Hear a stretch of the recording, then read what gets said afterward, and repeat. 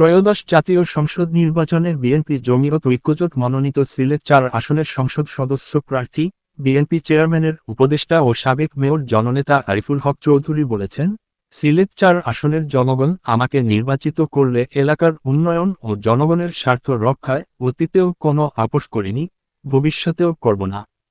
উন্নয়নের প্রশ্নে কোনো ধরনের বাধা বা রক্তচক্ষু আমাকে দমাতে পারবে না। উন্নয়ন করতে গেলে অনেক সময় কাদা ছোড়াছুড়ি হয়, ব্যক্তির স্বার্থে আঘাত লাগলেই অনেকে বাধা হয়ে দাঁড়ায়। কিন্তু আমি পরিষ্কার বলে দিতে চাই, এলাকার স্বার্থে জনগণের অধিকার আদায় আমি বিন্দুমাত্র কম্প্রোমাইজ করব না। তিনি বলেন, আসুন আমরা প্রতিজ্ঞা করি, হয়রানি হানাহানি, হিংসা, বিদ্বেষ পরিহার করে পরিবার সমাজে শান্তি স্থিতিশীল পরিস্থিতি বজায় রাখব। হিংসা ব্যক্তি পরিবার সমাজকে ধ্বংস করে দেয়। শনিবার ৩১ জানুয়ারি ২০২৬ গোয়াইনঘাট উপজেলার ৭ নং মন্দিরগাঁও ও রুস্তুমপুর ইউনিয়নে দিনব্যাপী আয়োজিত সমাবেশ গণসংযোগকালে প্রধান অতিথির বক্তব্যে তিনি এ কথাগুলো বলেন। এর পূর্বে তিনি জৈন্তাপুর উপজেলার চিকনাগুল খান টি এস্টেটে চা শ্রমিকদের সাথে সৌজন্যে সাক্ষাৎ করেন। প্রধান অতিথির বক্তব্যে আরিফুল হক চৌধুরী বলেন, দেশমাতা আপসহীন নেত্রী প্রয়াত বেগম খালেদা জিয়া আমাকে সিলেট -৪ আসনের মানুষের সেবা করার জন্য পাঠিয়েছিলেন। আমি এই অঞ্চলে আসার পূর্বে আমাদের দলের চেয়ারম্যান দেশনায়ক তারেক রহমানের সাথে কথা বলে এসেছি।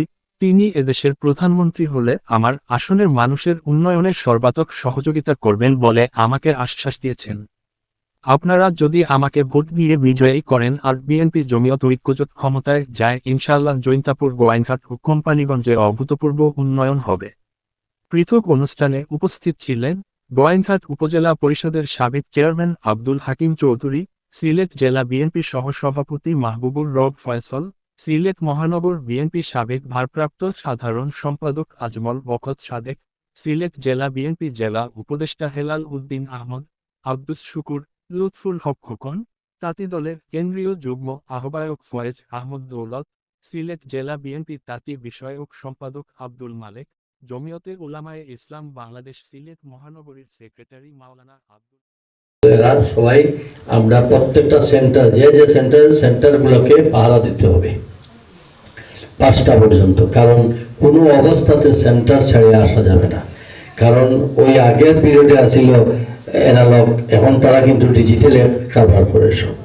তারা কিন্তু যেমন তারা মানুষে বিশ্বাস করে না, পাল্লাতে মাল কম বেশ করলে এর লাগে তারা ডরে, কিন্তু এখন ডিজিটাল আপনার কারণ তারা পট করে উল্টাপাল্টা করিলে এর লাগে দুনিয়া তো আল্লাহ তালা ডিজিটাল তৈরি করা হয়েছে।